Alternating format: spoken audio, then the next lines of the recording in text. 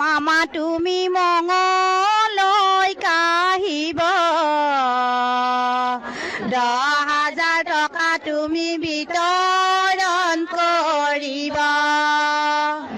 মামা তুমি মঙলৈ কাহিব 10,000 টকা তুমি বিতৰণ কৰিব ঐৰাম ছয় বজাৰ পৰাই আমি ওলাই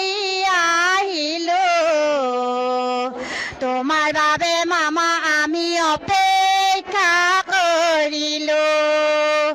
ঐৰাম ছয় বজাৰ পৰাই আমি ওলাই আহিলো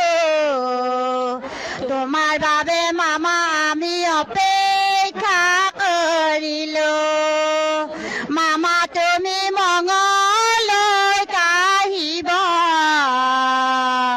10,000 টকা তুমি বিতৰণ